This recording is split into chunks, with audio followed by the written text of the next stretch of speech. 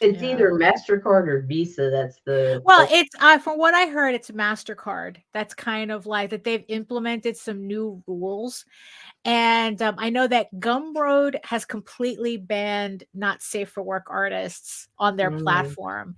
And Patreon has put out another like list of what you can or can't do on Patreon. Oh boy. But considering my experience with them, like the problem with a lot of these not safe for work restrictions, because depending on the platform, it's not an outright ban, is the fact that they're incredibly inconsistent with how Well, they're they. very vague. Yeah, And it it's also, I very. think it Yeah, depends on the individual that is assesses said art, yeah, because that's one of yeah, the reasons why I won't go over to Rumble. Or well, there's several, but right, that's one of the main reasons. When we right. went and checked it out, I was like, Hmm. nah, not happening, because the Yeah. not safe for work policy, like, could be something as simple as a bikini, unless somebody Well, who's that's looking what at it happened says to me this on is fine. Patreon. That's what happened to me on Patreon. It's like, okay, because what they didn't want, what they dinged me for, right, was that, yeah, for having adult content on an adult on an adult labeled account. Right. But I was like, the way I was censoring the artwork was supposedly against their policy, which I had no idea because that's not how I interpret it. Um, so No what nip, it no slit.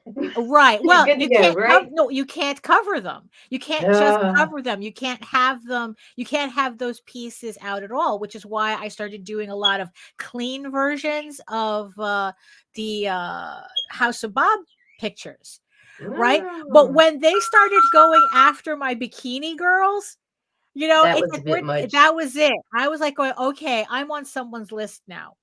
It's like, because I made the changes that they want, and it's like, oh, no, the bikini girls got to go too. And it's like, oh, okay, you know what? I'm Okay, well gonna then I go. gotta go. Bye, Yeah, that's peace. exactly what happened, because it's like, you know what?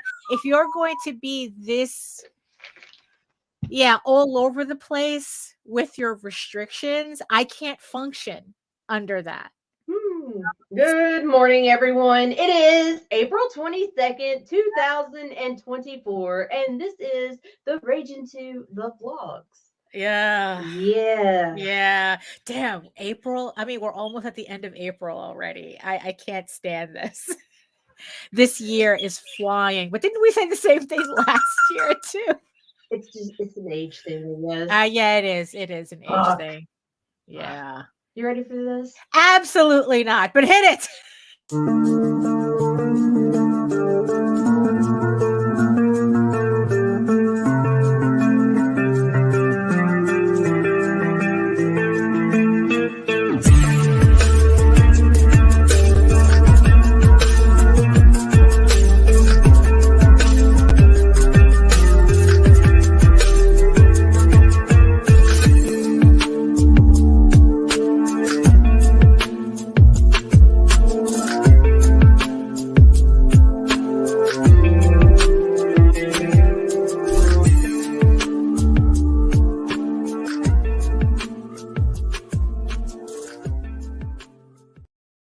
Oh, good morning, Daphne. Oh, good morning, Nita. Good morning. So how was your trip? So you went on a little mini vacation, I guess, Yeah, okay, so we went which is to why we Tickfaw didn't have a State show. Park.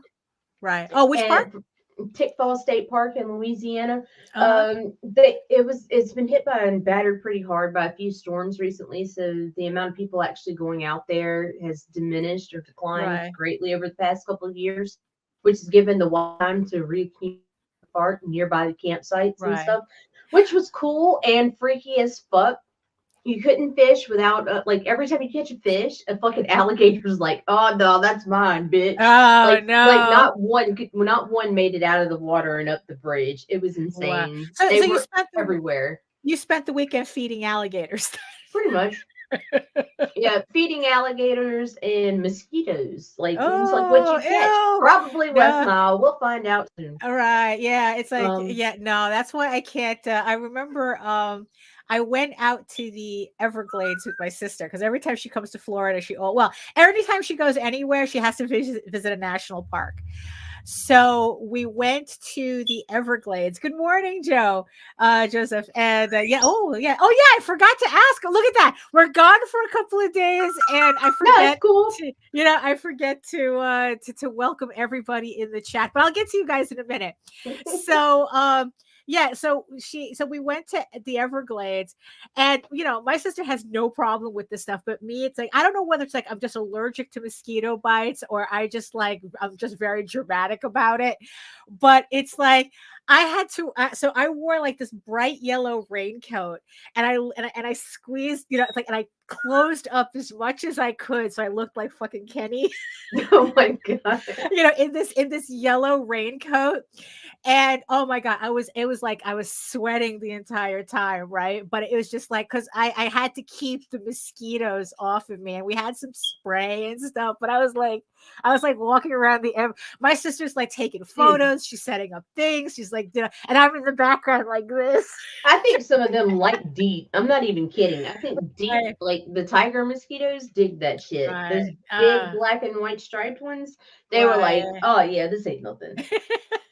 And look, you knew it was going to be bad is the second you pull into the park, you come down this gravel road through a residential area, and then they have the check-in, and then you take a left onto the first road into the park. And as soon as we'd made that turn, we noticed the mosquitoes swarm in the car. It's like they recognize vehicles as a feeding trap. Oh no, probably. It was like, oh, this is going to be weird. Yeah. Oh well. Yeah. No. It's so obviously we have a whole bunch of people in the chat. We had Joseph. We had Ronan, Max. Hello, Brent. Hello, everybody. And yes, I see you, my beautiful eyeball people, watching us from regions beyond. If you are watching us from Facebook, if you're watching us from LinkedIn, come on over to YouTube. Join the sexy people in the chat. Hold on, I just accidentally closed off my stuff here. Because it's like, we know Facebook acts up, and we're still sussing out LinkedIn. So I don't know what we're doing with LinkedIn. We're just there. Right. Yeah. We're just there. So to get everything started, it's like, hello, everyone. My name is Daphne Lage, and I'm a cartoonist, illustrator, and comic book artist from New York. I've been self-publishing comics since 1992, and you know what that means. Are you not entertained? Are you not entertained? Is this not why you are here?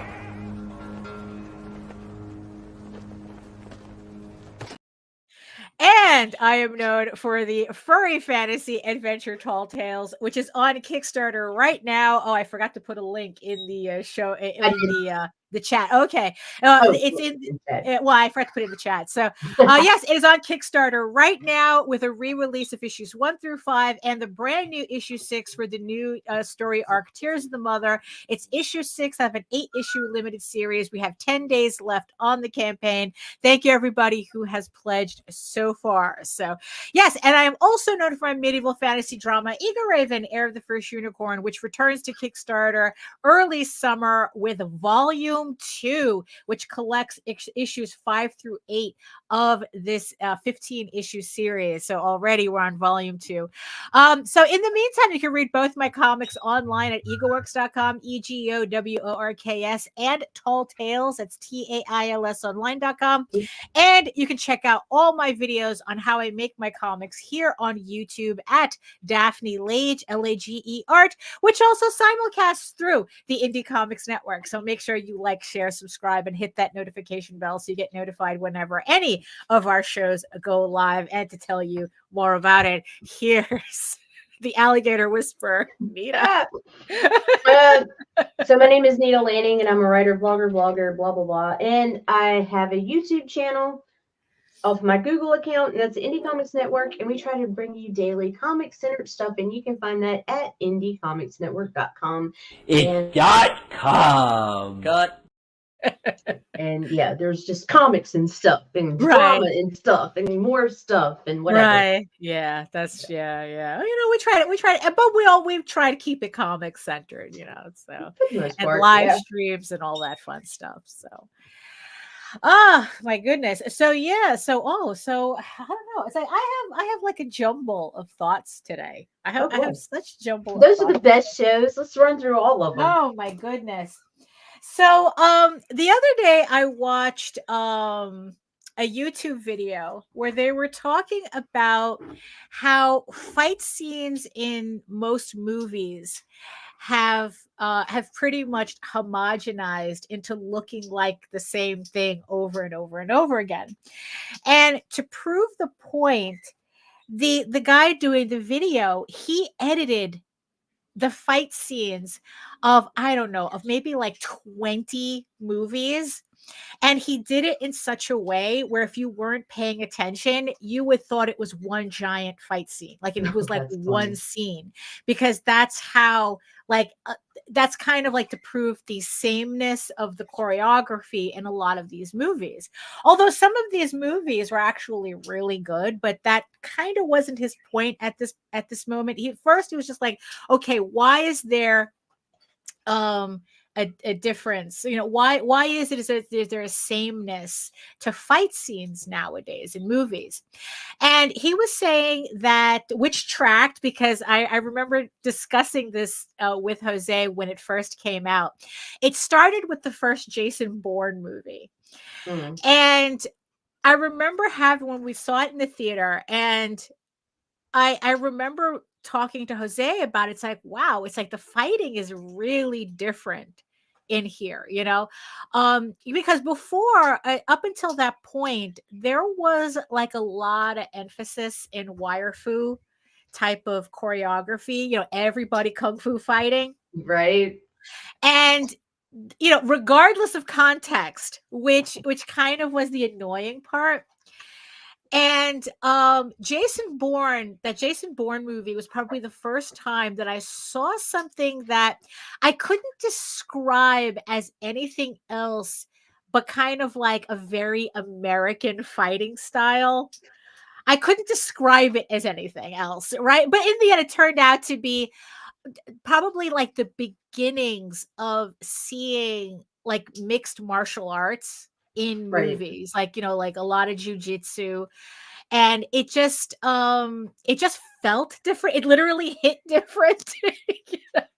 It just felt really different, and it felt like because like wire fu, I'm so used to seeing it in like kung fu movies where the body type, it's a type of fighting style that fits the body types of the actors. We're talking about more like lithe actors. They're taller, they're skinnier, right?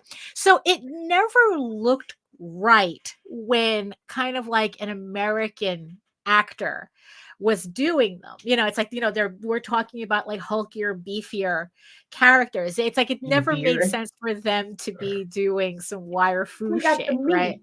Right. Yeah, exactly. And I'm not talking about like Dolph Lundgren type, it's like, because he, I just something, it's like, it's just Jason Bourne was different. Right. So it turns out that most of the choreography done in movies today, which started with Jason Bourne, is done by two guys. And with Jason Bourne, they pretty much revolutionized. Ronan says Bourne Identity was choreographed by Jeff Imada, who's a legit martial artist, second generation Jeet Kune Do student, and all around BAMF. I don't know what BAMF means. Badass motherfucker. Oh, okay. Because I was like, I've been seeing okay, boomer. Yeah, exactly. Like it takes me a while sometimes to catch up with the lingo. So there's these two guys, and so it seems like that they've pretty much they revolutionized fight choreography, and they've been pretty much dominating the industry ever since. Pretty much every movie that you see now has these two guys working on it as what they call fight like they're scene visualizers or something. It's choreography. No, but it's dance choreography term that he used, because it's outside of the choreography, because what the video was explaining is that what they really are second camera. They're like a second camera crew. Again, I'm completely forgetting all the technical terms right now. So they're kind of like a second let's see. Well, yeah, but that's acting in general. Second unit. Yes, thank you, Ronan. Yes, second unit. They're second unit filmographers, I guess.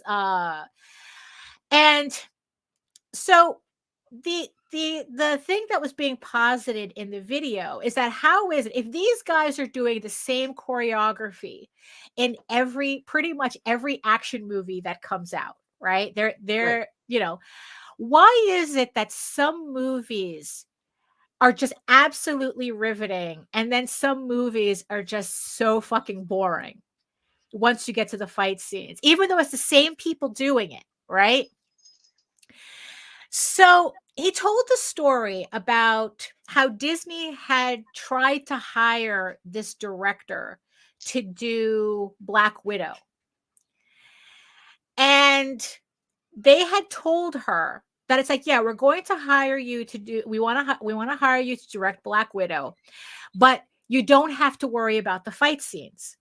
Right now, mind you, this is before the movie pretty much had a script. This is before everything. Right. And the studio was already telling her, we have the fight scenes already pre-visualized. Like they already had this company that they've already like pretty much made the fight scenes already. And it was her job. And what she was expected to do is to direct to the fight scenes. And she quit right there. Huh. She said, oh, really? It's like, and then she quit. She goes, you know what? You can make this movie on your own.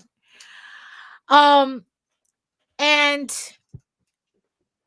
so it seems like that's kind of the trend now, that especially, I guess, with the Marvel movies, I mean, I'm sure that there are other studios that do this as well, where it's like they come up with the movie and then they pre-visualize the fight scenes, and then the directing and the story is built around those fight scenes. Right. But how is it that we get movies that are absolutely beloved, like Jason Bourne, like John Wick? It's like, especially John Wick, where everybody is fucking riveted watching almost like a 30-minute fight scene on a set of stairs. So what he was saying, so pretty much what it all boiled down to is that the reason why some movies work and some don't, even with the exact same the exact same fight scenes, is, drum roll, storytelling. Of course. Yes. So the movies where the fight scenes are in service of the story comes first and builds up to the fight scene. The fight scenes come off as a lot more exciting because there feels like a real payoff for the fight scenes, right? Where with other movies, it's the reverse. The story is in service of the fight scene. So the story is just there to get you to the fight scene. So those movies tend to be a little bit more like, even though it's the exact same choreography, you don't have that sense of emotional payoff. Right. Because the story didn't really earn the fight scene as he was explaining it. And even though it's the exact same thing, the exact same fight scene, because the same guy's doing the choreography for everything. But in the end, it all boiled down to the story. Is the fight scene a payoff? Or is it just the story's just a drudgery you have to get through to get to the fight scene? Right. Now, this reminded me of a book that I just recently not finished. Oh, yeah. Yeah, so I recently DNF'd a book. DNF means did not finish, which is funny because it's also a very common term in running circles as well. It just means you didn't finish the race. Um, and it's a fantasy book. I had every intentions of enjoying this book, every intention. Um, did I get it because it was supposed to be specifically spicy? Yes, I did. Look, I'm in my romantic smut era. Yeah, I'm in my smut era. So those are just the type of books that I was reading, that I wanted to read. I had every intention of liking this book. Holy shit! Talk about a slog. It was such a slog. I had to get my mind off of it in the middle of it by reading something so completely different. I read a book called Tender is the Flesh. And that is a book that kind of has you mix 1984, The Handmaid's Tale, and The Road. For life. Smut for life. So it's like that's how different this book was. It was 1984, The Handmaid's Tale, and The Road in one book. If you want to get vibes, that's Tender is the Flesh, right? With a heavy dose of cannibalism, right? And I read that book in 2 days. I couldn't stop reading that book, right? So that's how I knew it wasn't me. Right. Because I was going, oh, am I bored or this, that, and the other thing? And it's like, well, yeah, but it wasn't, but it was the book. There was something about that particular book that was not resonating, so I read this other book in 2 days. Fabulous book. Tender is the Flesh. It is not a feel-good book. It is absolutely not a feel-good book. It's cannibalism dystopia. That's all I can describe it as. So I went back to this fantasy book. I figured, okay, maybe I got talk about a palate cleanser, right? Something completely opposite. So I went back to the other book, and again, it was such a slog. And then it's like I gave myself one rule. Okay, let me get to the first sex scene. In the end, that's the part that, it's like I'm really curious about. Let's get to the sex scene and see where it goes from there. Holy shit. It was tough. It was tough, but luckily the sex scene popped up a little after midway.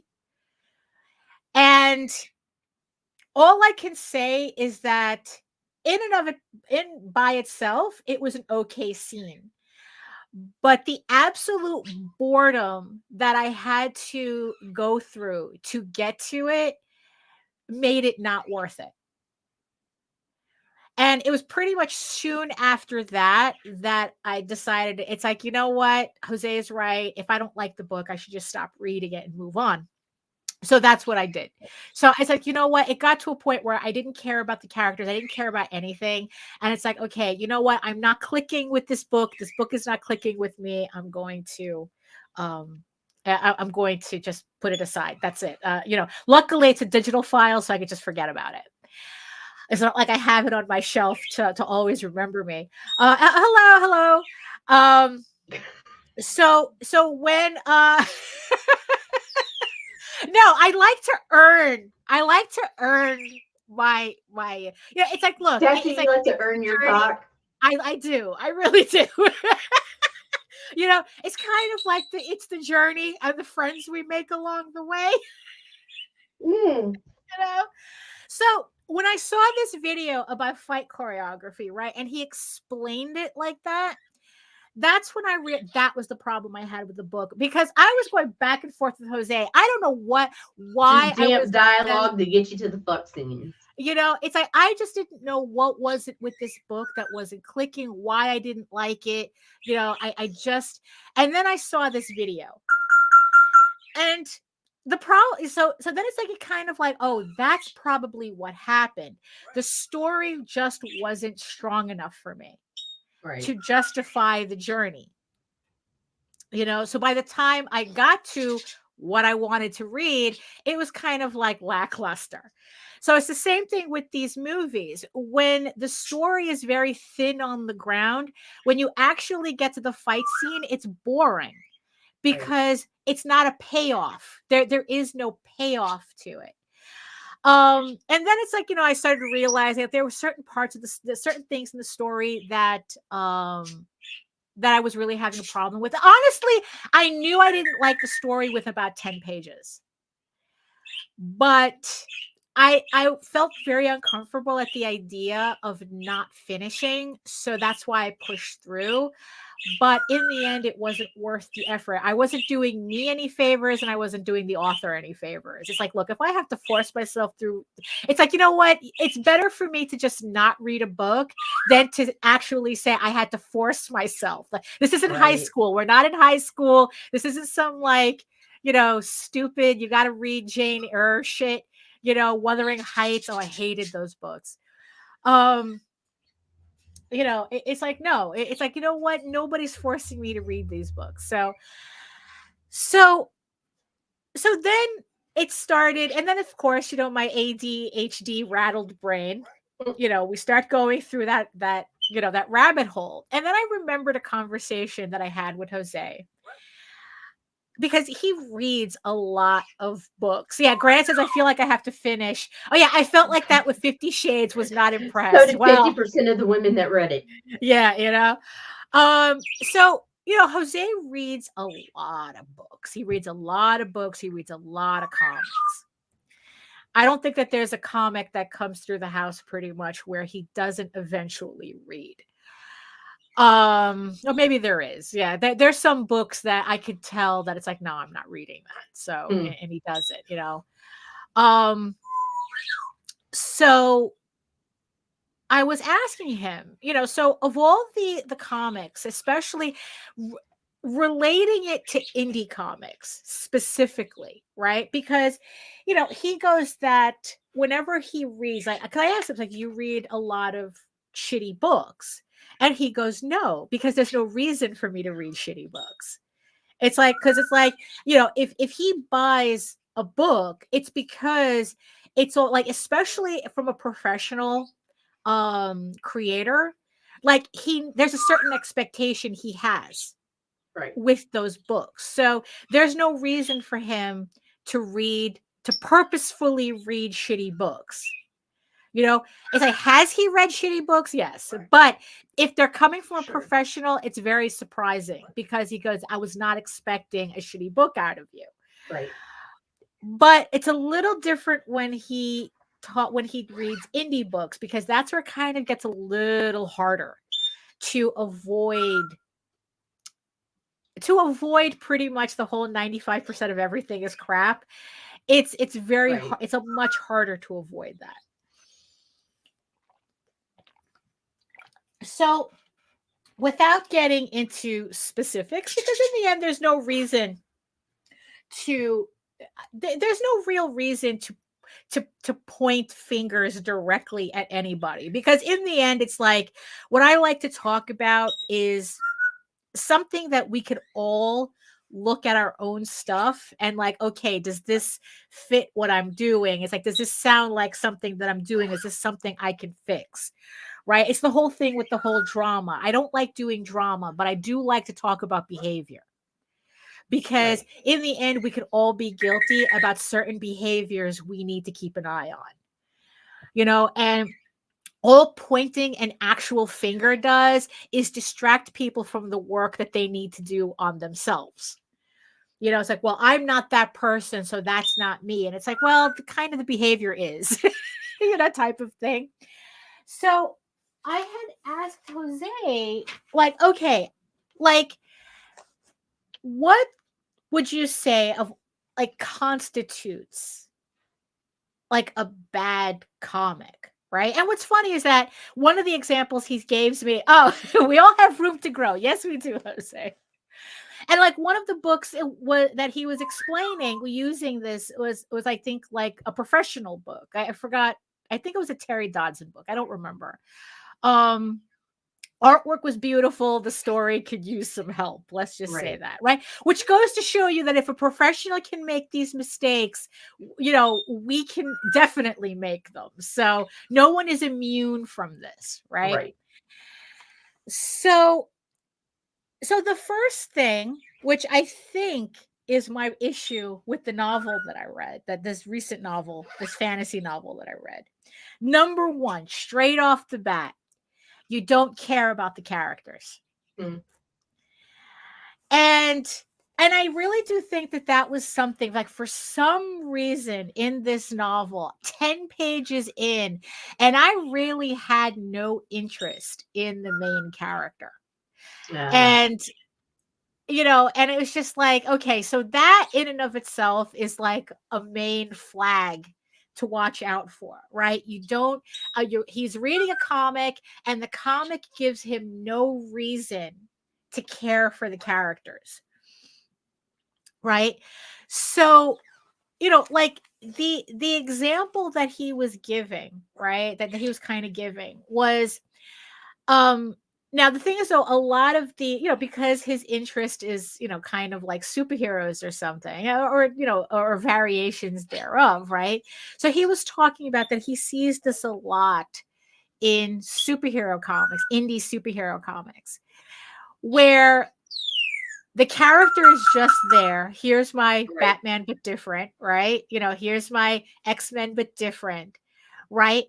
And you're supposed to just care about the characters because the writer said so.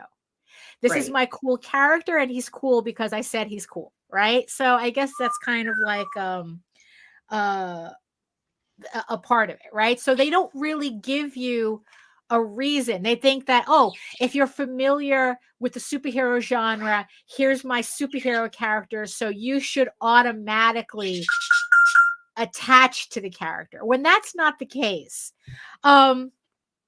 So to kind of illustrate the point, Hosea goes, oh, did I tell you my Joe Quesada story that I heard?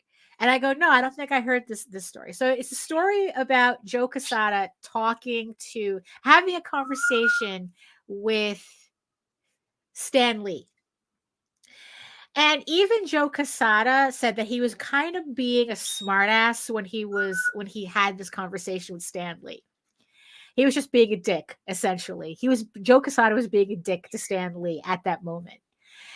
And he asked Stan Lee, what makes a great superhero character? What's the formula, right? Right.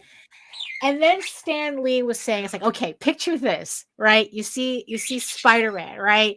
He's standing on, I'm very much paraphrasing this. It's not the exact story. I'm very much paraphrasing this. Spider-Man is standing on a ledge. It's dark out. It's raining, right? It's like there's it's like the gloomy atmosphere, whatnot. You just see, and Spider-Man just looks ahead to the darkness ahead of him. And then it's like he casts out his web, right, into the darkness. And then he jumps off the ledge into, and he goes, what is that? It's like, how does that, it's like, what does that, scene tell you? What does that scene tell you? And Joe Quesada goes like, oh, that's a really cool scene. That this is a really good superhero. Like, this is a good superhero. He goes, no, it's not. So Stan Lee goes, no, it's not. This doesn't say anything about the character. You know what makes a good superhero a good superhero? What makes Spider-Man a good superhero is the fact that he was bullied in school. The fact that that he has a problem getting the girl. That he has an aunt and uncle that loves him. The fact that, he has a boss that's up his ass all the time. Whatever, right? So, that's what makes Spider-Man a good superhero, not the standing on top of, like buildings bullshit. That's bullshit. What makes Spider-Man a good superhero is his story that leads to Spider-Man, that leads to him being Spider-Man, that makes him. It's his story that makes Spider-Man. So, of course, Joe Quesada realized that it's like he just got completely told by Stan Lee. And he learned, and that was, and that was the thing. It's like, you can have all the cool, you can say this character is cool, but if you don't give me a reason, again, to like, well, how did he earn his coolness, right? What was his story? If you don't give me that, then why should I care if he's cool? Right? Right. So that was kind of the thing that's like, oh yeah, it's like the novel wanted me to care about this character without really giving me a reason to care about this character. And I just couldn't connect to the character at all. Like, I thought he was kind of like a mouthy, kind of like unnecessarily mouthy, and it's like, and it's just like, it just didn't, I just didn't get a sense of any real character from the character for me to care that he's going on this journey, right? Right. So Jose was saying that this is kind of like the same thing that he sees in comics, like what makes, it's like, what makes a bad comic? And it's like, well, one off the bat, you're not making me care about your character,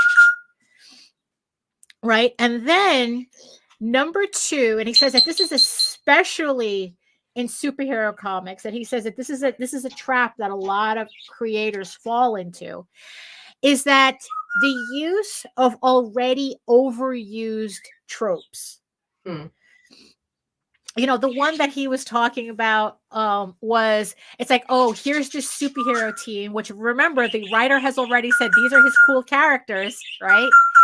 And the X-Men, but different, they're doing, they're doing an open call because, I don't know, they need more members for some reason, right? So then it's like, it just serves as a device to introduce more characters, or something, right? It's like the X-Men's hiring, and these are all the new characters. So, and he was saying, it's like, again, it's like you're introducing more characters. It's like, again, why should I care about these characters? And another thing that he had said, and then it's like, so another thing that he had said, that he says that he sees that these creators try to make up, is they're telling when they should be showing, and showing where they should be telling. So it's like, okay, this my cool character here, you're supposed to care about him because his, it's like, oh, some bad guy killed his wife and family, and now he's out for revenge and shit, or something. Like, that's his backstory, but you never get a sense of the backstory. It's just a little caption box, and they go on to do something else that has nothing to do with that, right? Or it's like, oh, here's my strong female superhero character. The bad guy killed her kids, and now she's seeking revenge. And it's like, move on from there. So very, very overused tropes that, again, tropes in and of itself is not such a bad thing, but it's when you don't have the skill to do anything different with them. And, and the thing is, and it's like, I guess, like, skill really is something that is important to something like this, especially when you're talking about, I guess we could safely say, is a very oversaturated market. I mean, Jesus, if you think werewolves is saturated, superheroes is oversaturated, right? So if you're going to do a superhero comic, you really need to have the skill to bring something to that story that makes it different from what everybody else is doing. You're all using the same tropes. You're all using the same characters, essentially. But what makes yours different? And you kind of have to have a skill to be able to work something with that, and then, and it's like, and like you said, it's like, so you're telling where you should be showing. So you're telling me he's a hero without showing when you should be showing me why he's a hero. Right. And not all information is equal. Sometimes you really could just say, just say something in a little box, and that should be it. Like, I really don't need to, you know, to get any more information than that. I don't have an example off the top of my head as to what, you know, you could just say, right? And then not only that, right? So he goes like, the other thing that he says makes a bad comic is very flat dialogue. So what that means is that the characters all talk the same way. Right. Well, they all speak the same way. There is no, like, dialogue is where a lot of the personality comes through in the character. Talking, you know, it's like, it's how they're speaking where you kind of get a sense of who this character is. Right. Like when I'm editing, when I'm typing out my characters in when I'm typing out a story in Word, right? It's like, so for those of you who are familiar with Eager Raven, I have Eager Raven, and then I have, like, say, my Fox character, Morgan. Morgan speaks in a very informal way, as you know, a very different, kind of different from Eager Raven. So when Morgan is speaking, I want to get that sense of kind of, you know, of like, there's a lot more casualness in his speaking pattern. And the way Word hates it, the way Word keeps trying to get me to formalize his speech, like, no word, bad Grammarly. You're not, you know, it's like, this is not the context of the dialogue. Because just as much character is being featured in the dialogue as it is in my descriptions. So the way Morgan speaks is always going to be different than the way Eager Raven speaks, and then you have a character like Johar or Yohar. I've heard somebody actually pronounce it Yohar, and now it's like, I go, wait, no, that is the correct way to say his name. It's Yohar. He speaks a lot more formally than Eager Raven. And then it's like, you have Daniel, that's kind of like, his speaking pattern is kind of like like in between Eager Raven and Morgan. Like, it's casual, but it's still kind of proper. But he has like certain inflections that it's like that, especially because he's kind of like more of a laid back character. So he, you know, so I reflect that in the dialogue. So your characterization is going to also reflect in the dialogue. Like, there was this one scene that I put in, and I decided to challenge myself by having a character that has a very heavy accent. But I didn't want the dialogue to be unreadable. So I had to find that fine line between the character having kind of like, I don't know, like a Cockney accent, like just like, it's very like rural, rustic, very shorthand. But at the same time, I still want my reader to know what he's saying. Right. You know, so that was a challenging Word and Grammarly hated that scene too. You know, but again, it's like, you're using your dialogue to showcase to showcase your character's character. So he says that when he reads a book and all the dialogue is the same, he goes, yeah, that's bad storytelling. That's bad characterization, because your dialogue is supposed to serve that purpose. And then and of course, it's like, I guess it's the same thing with this novel. So the last thing Jose had said that really tells him that he's reading a bad book is the inability to hook the reader within 5 pages. So when it comes to when it comes to reading a comic, it's not like reading a novel. Well, but then again, that's kind of what happened. So I was reading this novel, and all I remember was there 10 pages in, 20 pages in, and I was not feeling it at all. Like, which is weird, because the story literally starts, the first line of the book is the character describing what it feels like to have a dagger at his throat. right? You would think that that would be, oh, what's going on here? What's going on here? But it wasn't enough. It really wasn't enough. I kind of had to force myself through that first page.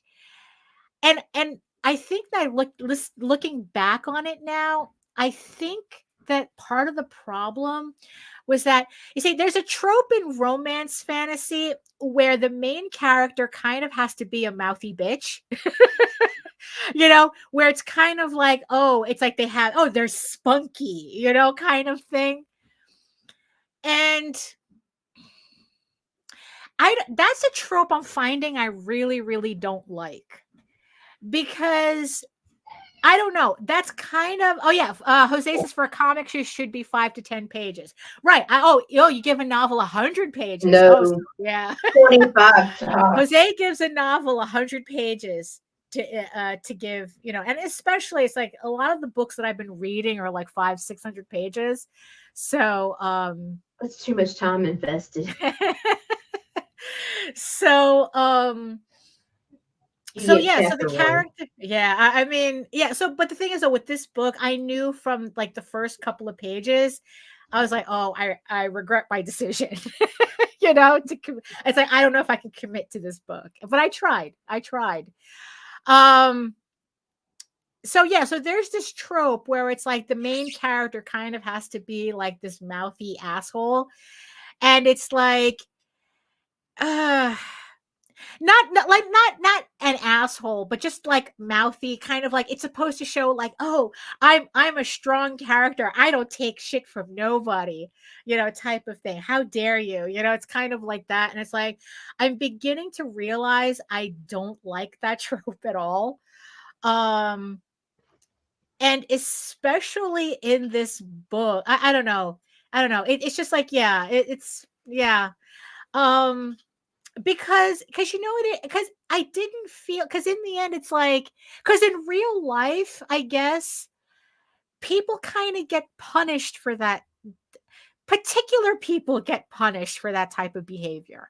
It's like, oh, you're gonna be a mouthy bitch to me, type of thing. It's like, what is it, Nita? Couldn't be you.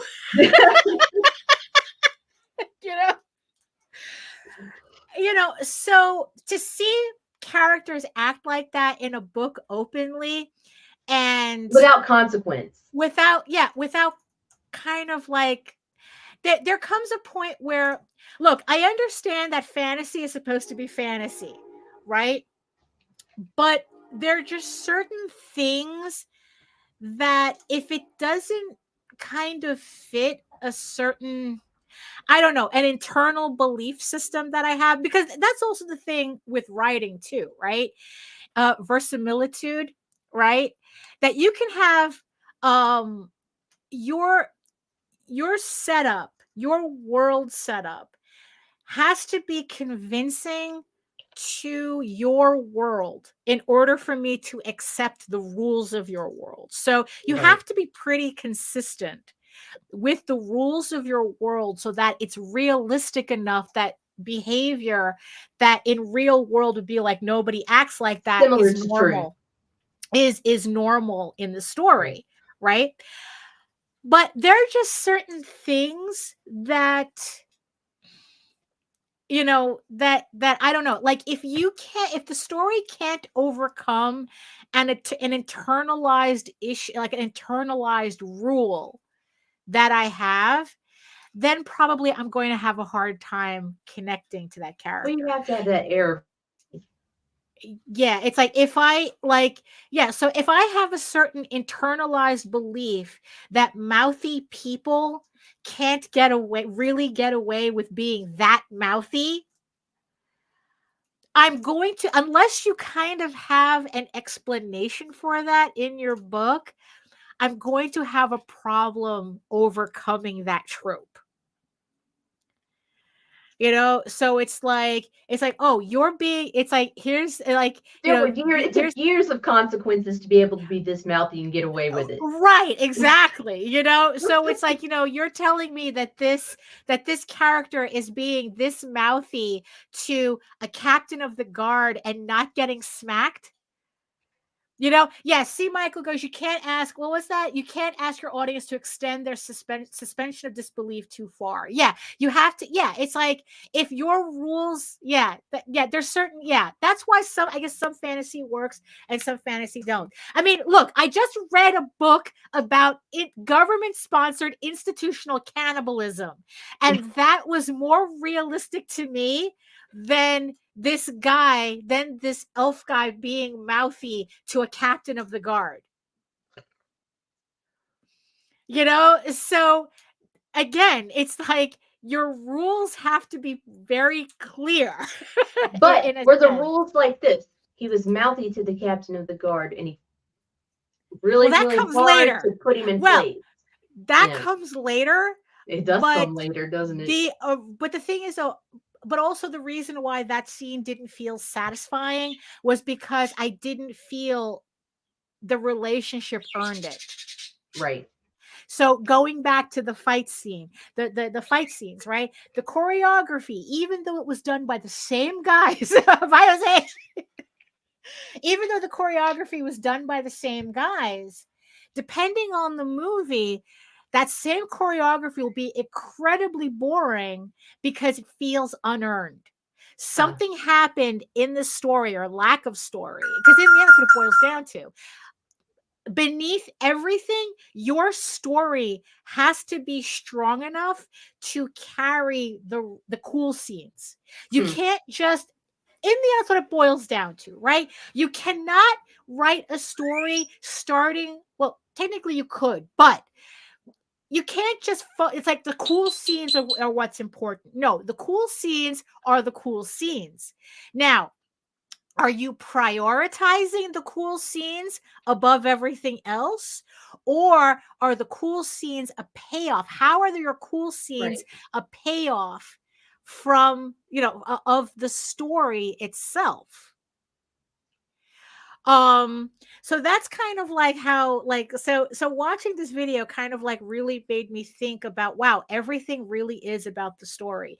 If you don't have a good story or a strong enough story, it doesn't matter how many cool scenes you have. Unpopular opinion, that's how I feel about Ninja Kaiju right now. Like, what's that? Beautifully animated. It's a fucking anime.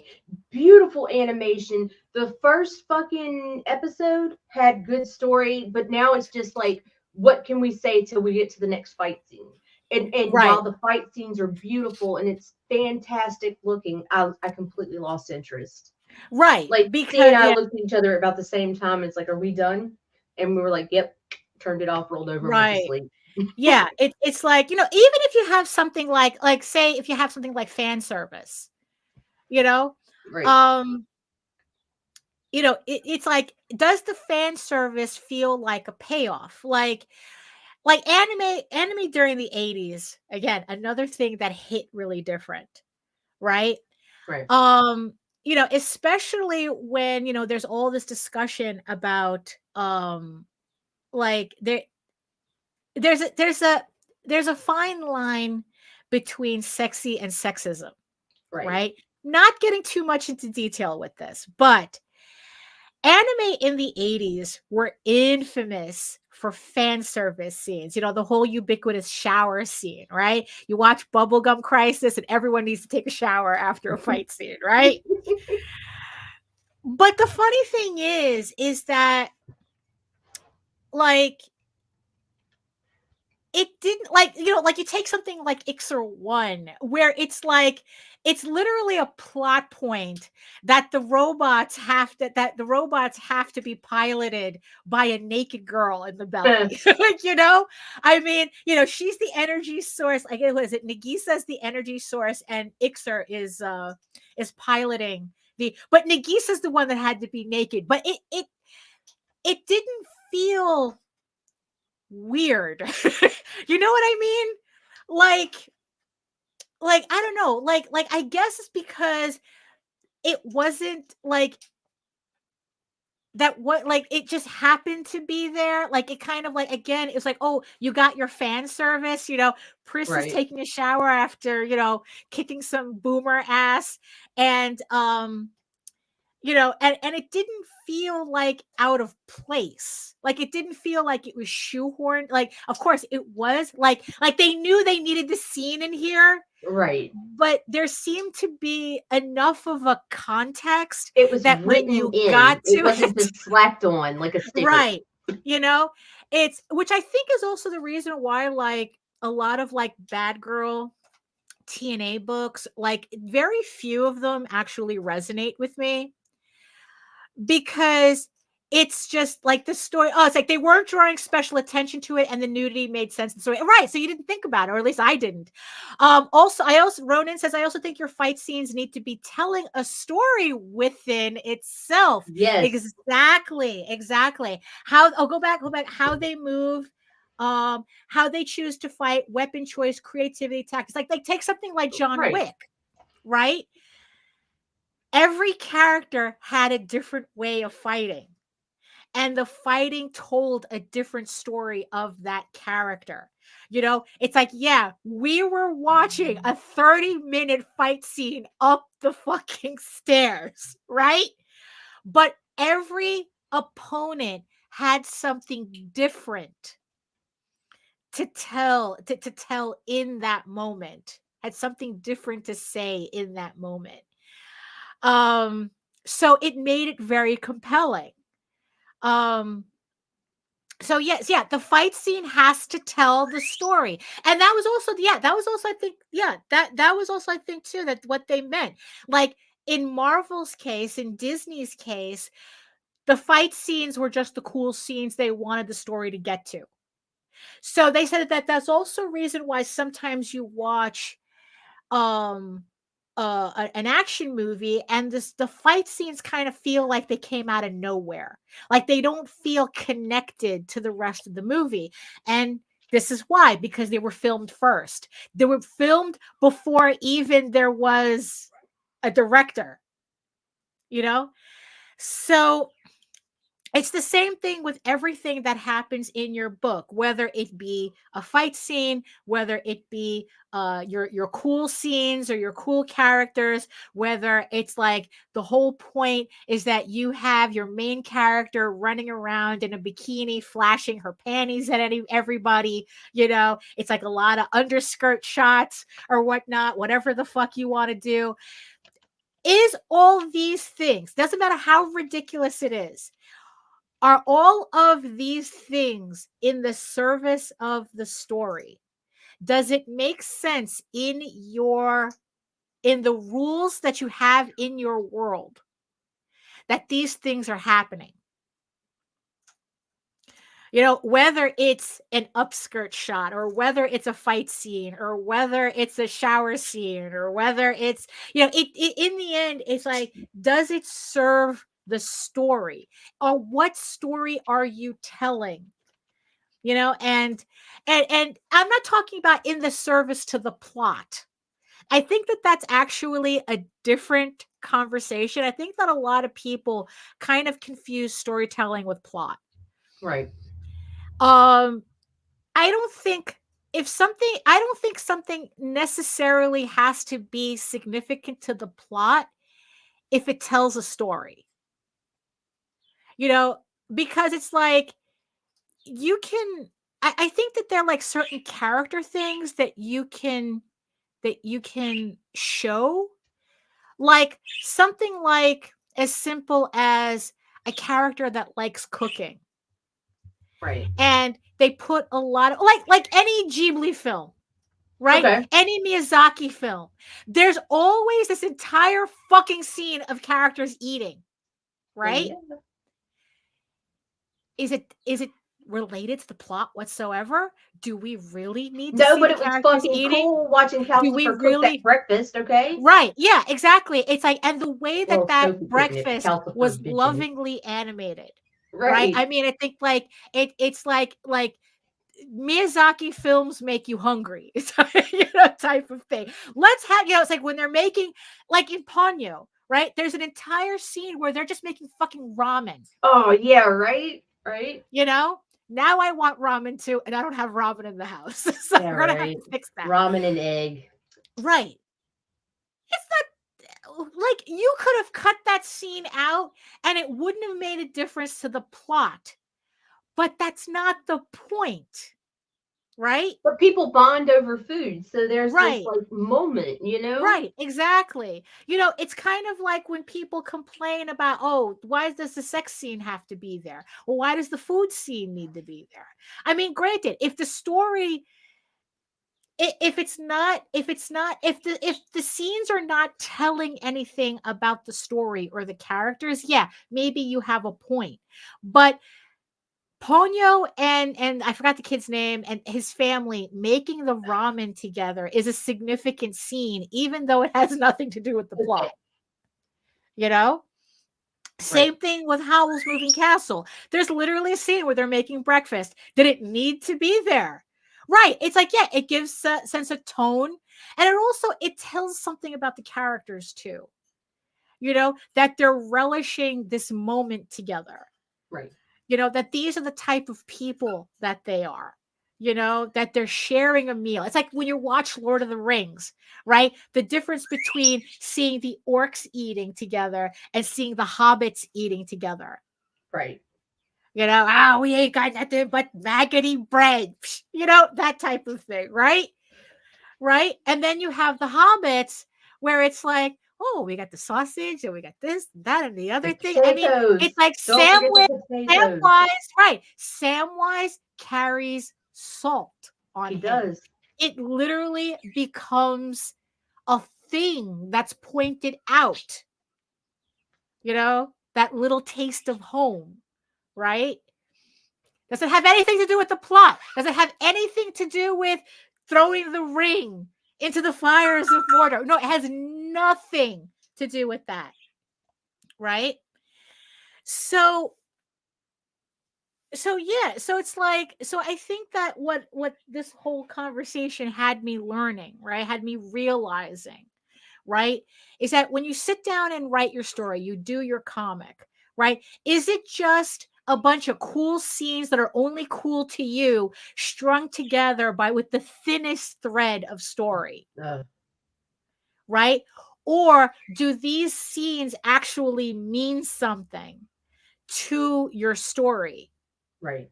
Does it portray anything about the characters? Does it portray anything about the world? Does it say anything about, or it's like, and look, there's nothing. Look, and then it's like you have something that could be like outright pornography, and that could go with like fight scenes and sex scenes or whatever. It's like, you can have movies that are just fight scenes because that's just what you want to see. Right. It's like, honestly, we didn't go see Godzilla X Kong, Rise of an Empire for the dialogue. Yeah. Right. We did not go there for the story. We went there. There's just enough, the thinnest thread of story for us to see goddamn Godzilla, Kong, and Mothra go at it against whatever that bad guy ape was. That was just like absolutely amazing. It was an amazing movie. Honestly, that movie was kaiju porn, because look, we're just there for the cool scenes. Right. But not for nothing though. They actually were able to do a lot of cool things in those cool scenes.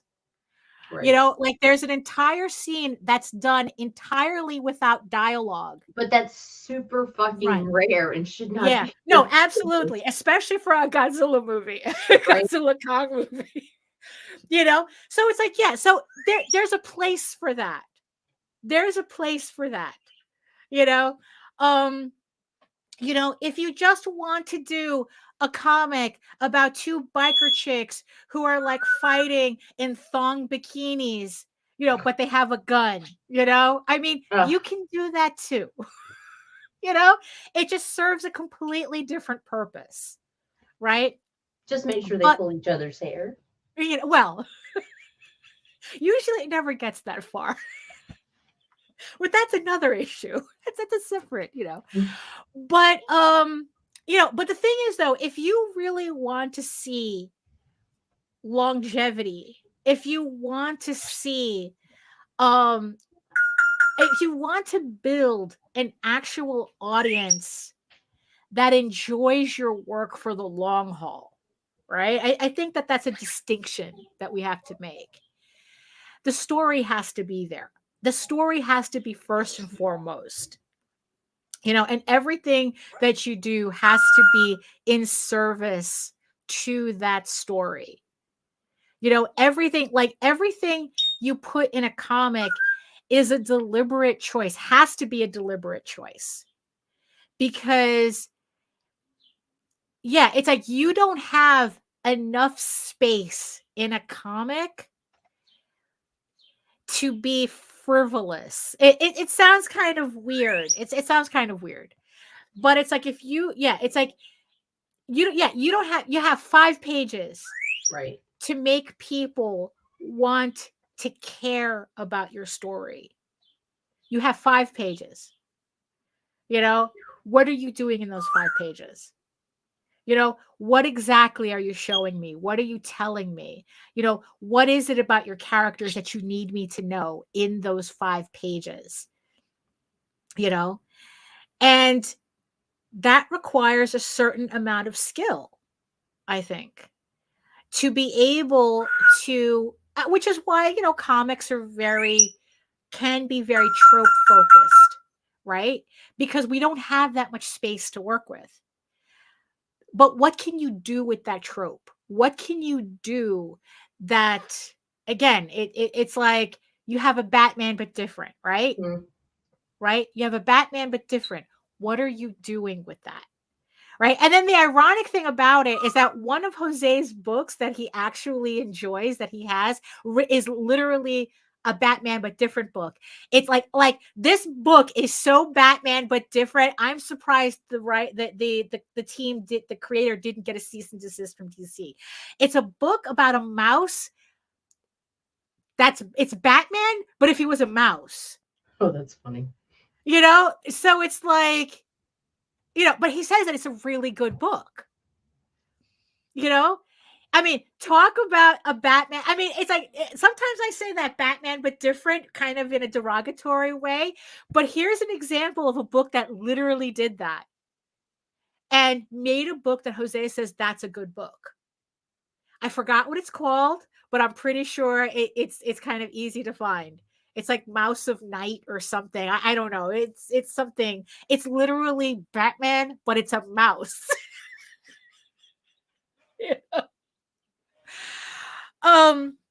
So I think that proves that just because you're using a trope doesn't mean that it's hopeless. Oh, everybody uses this, right? Because look, I like to say that it's like, look, in the end, it's like nobody can do your story like you do. But you still have to kind of have the skill to tell it in a way that you can stand out from everybody else doing that same thing. That's why in the end, I never complain if there's another werewolf comic, because I don't care. I like those things. The difference is that, okay, what are you doing that's different that I can enjoy this than the other ones? Like, it's the same thing with this fantasy book, right? I like fantasy books.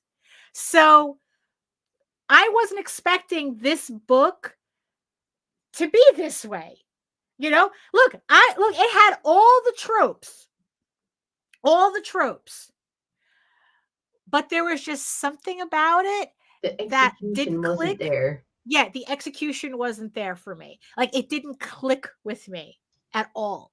Like, I found it very boring, and it wasn't, and I don't know, like, I think, you know what? I can't even pinpoint what exactly had to be different for me to like go, okay, now you can make, it's kind of like it's easier with artwork where it's like you're looking at a piece of artwork and it's like, oh, well, if you kind of move this or you did this, or maybe if you change the color here, it would make a more cohesive piece.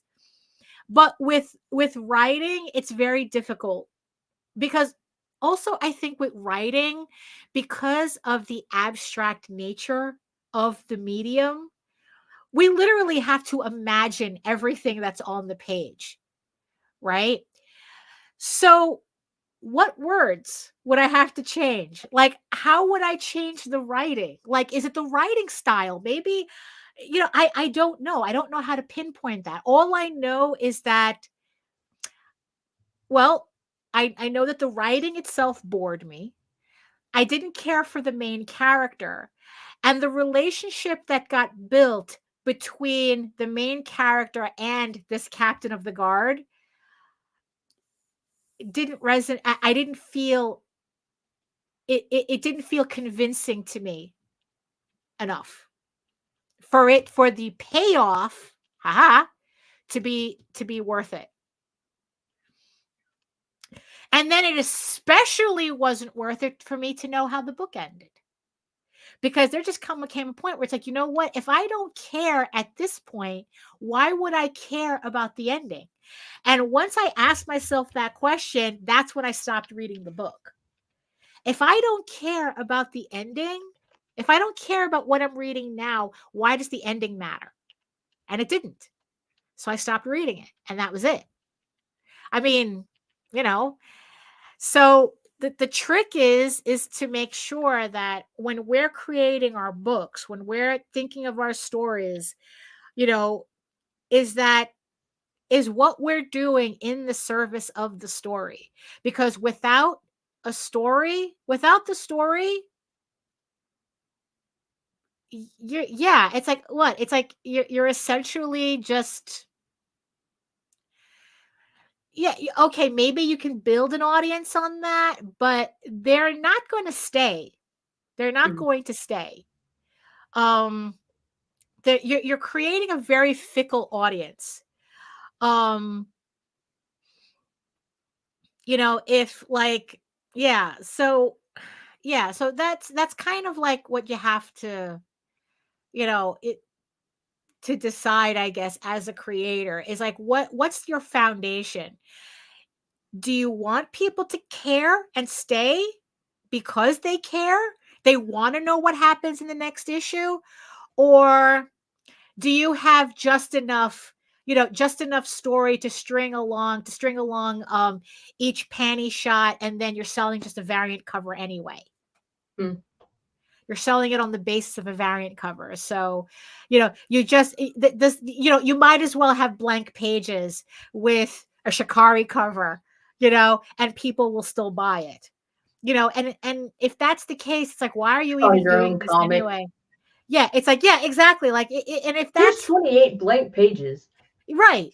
Well, if they're only buying it for the cover anyway, then what's your role in this? What are you doing?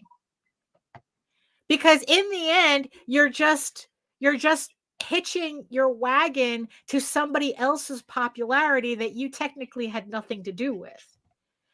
So, so it's like, if, now mind you, it's like people who say, oh, nobody reads my comic anyway, they just buy it for the variant covers, or I sell more shot glasses than comics. Like, then what are you doing? Then what's your contribution? Sell pinups and shot glasses. Right. Yeah. It's like, okay. And there was one thing too that, again, I think this is another fine line leading into that thought, that thought. Probably we could make this a final thought, right? Where it's like, if storytelling doesn't mean anything to you, where all it is about just putting the thinnest line to cool thing to cool thing to cool thing, just to sell variant covers anyway, or shot glasses or whatever, right? there was something in a conversation that Jose had said that kind of hit me like a ton of bricks. That you made the decision to enter a marketplace that requires talent without you having any. Oh. So you need to depend on gimmicks to get by. So does whatever it is you put in your comic, is it in the service of the story? Because if it's not, it's just a gimmick. The fight scene in some Marvel movie that nobody gives a shit about, done by the same choreographers as John Wick, nobody gives a shit about. Because it's just a gimmick at that point, right? We can watch John Wick all day, Atomic Blonde is another good one, which is the same guys too. Born Identity, all these movies, it's like, but then also it's like, are you making Godzilla versus Kong? Is your shit so cool that it exists just because it's that cool? Right. Right? Right? Because that happens too, right? Right. But honestly, it's like, so that's the thing. Are you telling a story or are you selling gimmicks? Right? Which foundation would you rather be standing on? I mean, and the ironic thing about Godzilla, right, is that you have Godzilla versus Kong, which is kaiju pornography, kaiju fight pornography. And then you have Godzilla Minus Zero, which everybody says is probably the greatest storytelling in a Godzilla movie you'll ever see. Right? So you can do both. You can have that. I'm not saying you can't have that. It's just understand what you're building your foundation on. And understand the limitations or what your responsibilities are for that foundation. Is it in the service of the story? Or are you selling gimmicks? And if you're selling gimmicks, what's your role in this? What exactly are you bringing to the table? Except being an art dealer, and you're essentially just being an art dealer at that point and selling shot glasses. So yeah,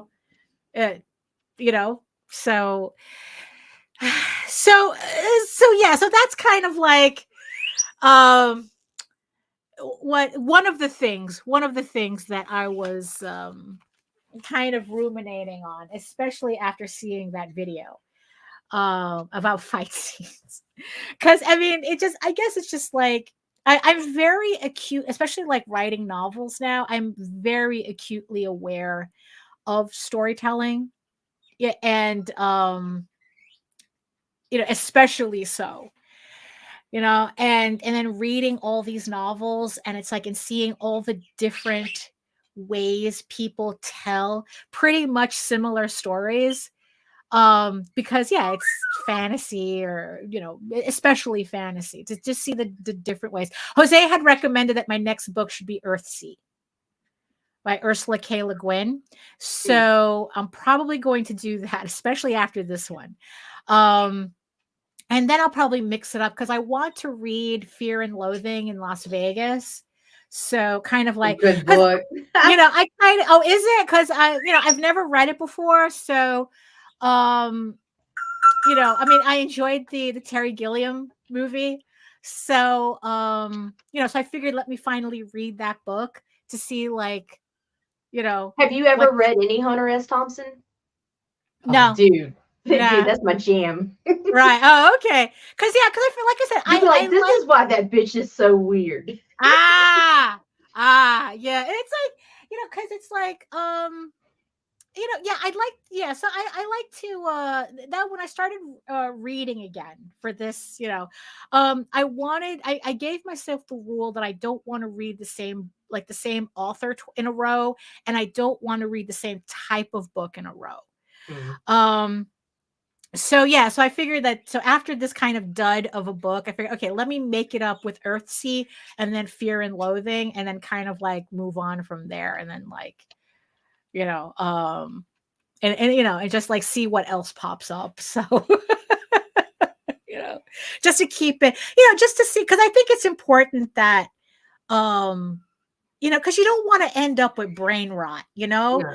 where it's like that you just have like one type, you know, it's kind of like how people that they only read superhero comics, they will not read anything else, you know, and it's like that's kind of to your detriment, especially if you do consider yourself a creator in this space, that it's like you really should be reading a whole bunch of different things. Um, you know, because it's just good for the brain, you know, it just in general. You Right. know? I mean, it's like, yeah, it's like, look, I'm not asking everybody to read like fucking Leo Tolstoy or something, you know, but it's like, you know, like I like to read The Great Gatsby every couple of years. You know, I like to read that. I like to read Nobody Animal actually Farm. reads that book. No, I do. I do. I love that book, Great Gatsby, you know.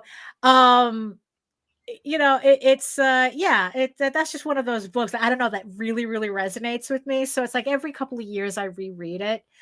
Um, you know, it's like, I don't know, just read different things, I guess. Like I We have said, nostalgic moments. Like yeah. because like, dude, I'm totally rereading the draft. Oh, yeah, that's yeah, right. You know, Like I've never read those. one of my favorite stories ever in here, or descriptions of a dragon's nest is in there, and it's just fucking Right. awesome. So Maybe I'll yeah, put that on my list. Maybe I'll put that on my list. I mean it's You know, classic. You got to. right. Yeah. You know, just do again, it. it's like it's just to get a sense of all like the different writing styles Right. that are out there. To me, it's YA, but yeah, you know, Right. whatever.